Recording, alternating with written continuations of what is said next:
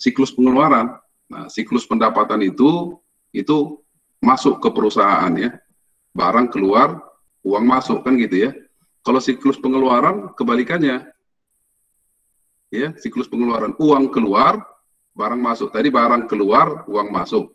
Sekarang barang masuk, uang keluar, siklus pengeluaran. Nah, siklus jadi agak terbalik dia dengan siklus pendapatan. Siklus pendapatan kita berada sebagai pihak yang menjual. Ya, pihak yang menjual. Sekarang sebagai pihak yang membeli dalam siklus pengeluaran. Oke, kelihatan ya? Pengeluaran, siklus pengeluaran itu serangkaian aktivitas bisnis yang berulang. Jadi aktivitas bisnis yang berulang dan pemrosesan informasi terkait pembelian barang dan pengeluaran kas untuk pembayaran terkait pembelian barang atau jasa. Nah, pembelian barang atau jasa yang dimaksud di sini yang masuk dalam siklus pengeluaran adalah pembelian barang untuk tujuan diperdagangkan atau pembelian barang untuk tujuan diproduksi kembali. Itu yang ada dalam siklus pengeluaran.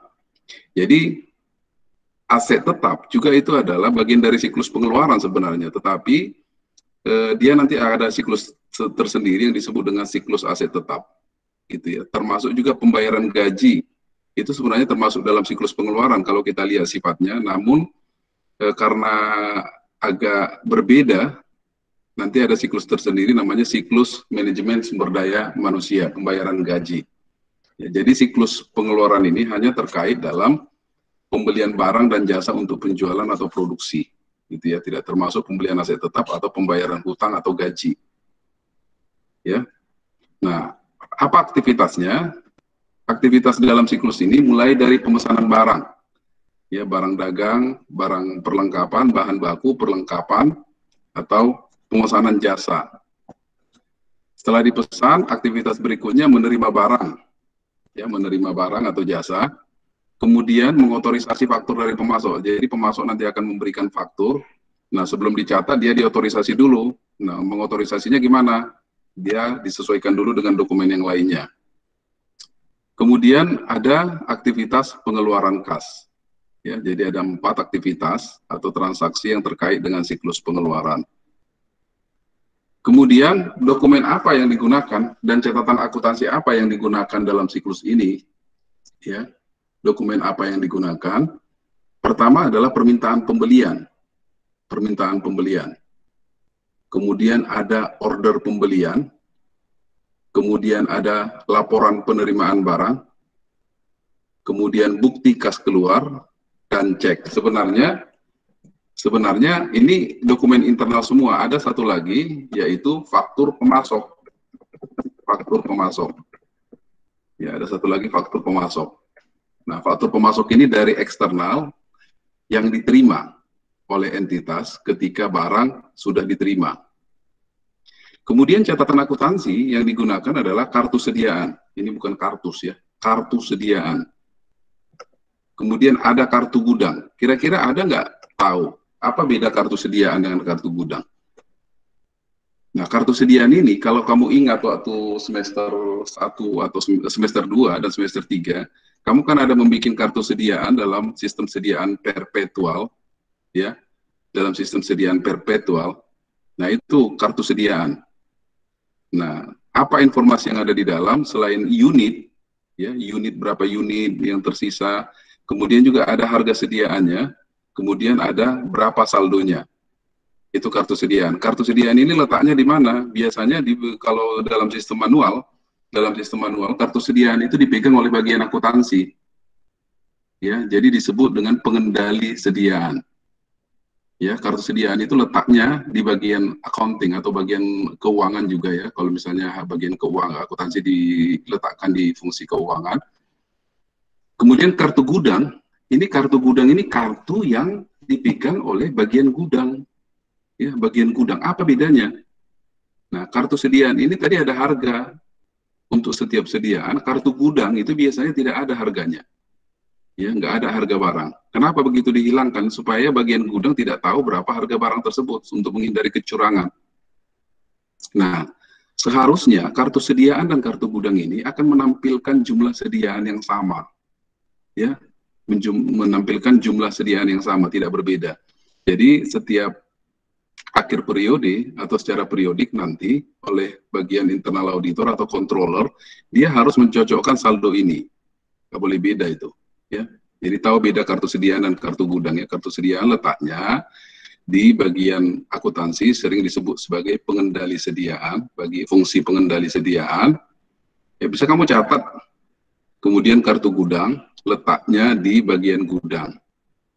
Ya, jadi di gudang itu ada kartu juga untuk mencatat barang masuk dan barang keluar. Cuman bedanya di kartu sediaan ada nilai atau rupiah dari atau harga dari barang tersebut, sedangkan di kartu gudang kosong, tidak ada harganya.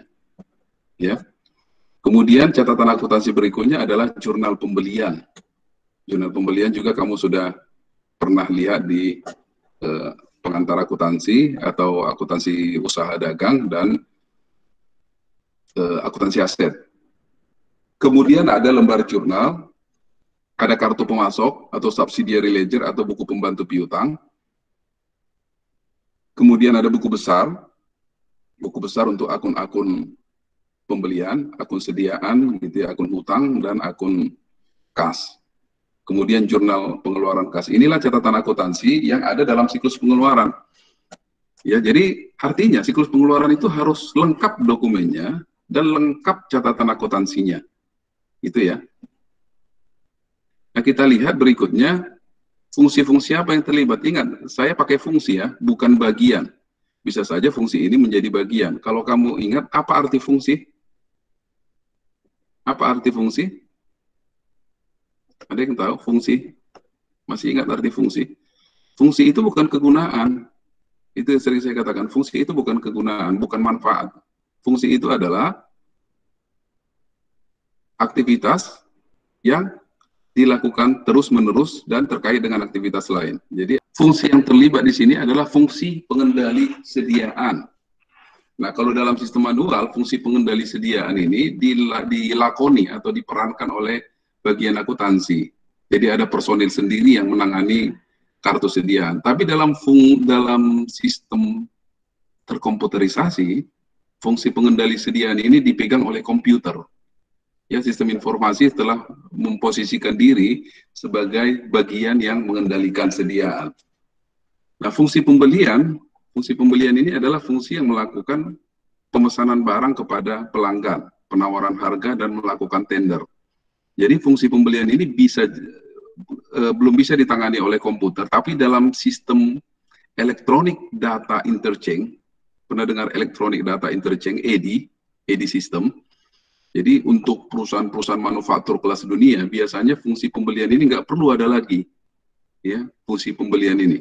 Karena langsung sistem informasi dari klien kita, sistem informasi kita, itu terhubung dengan sistem informasi pemasok. Jadi pemasok langsung tahu kebutuhan barang kita, itu sistem EDI ya, Electronic Data Interchange. Jadi kamu bisa tulis. Jadi dalam perusahaan manufaktur modern ada yang disebut dengan EDI, Electronic Data Interchange, di mana pemasok langsung terhubung dengan kartu sediaan dari kita ya, dari entitas yang mau dipasok itu. Jadi dia langsung bisa akses, dia bisa langsung tahu kebutuhan barang dari mitranya gitu ya. Jadi nggak perlu lagi pesan, dia langsung lihat, oh butuh barang, langsung diantarkan. Ya. Jadi dalam sistem elektronik data interchange ini juga meminimalkan fungsi gudang. Nggak perlu ada gudang, gudangnya hanya ada di pemasok. Perusahaan-perusahaan konvensional yang belum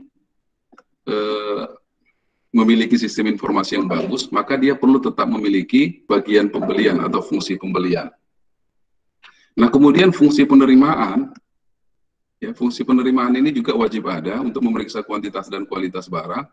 Fungsi gudang untuk penyimpanan, kemudian dalam perusahaan konvensional ada lagi fungsi hutang usaha, tapi kalau dalam perusahaan yang sudah menggunakan aplikasi teknologi informasi, fungsi hutang usaha ini juga hilang digantikan oleh teknologi informasi, karena tujuannya hanya mencatat hutang, ya.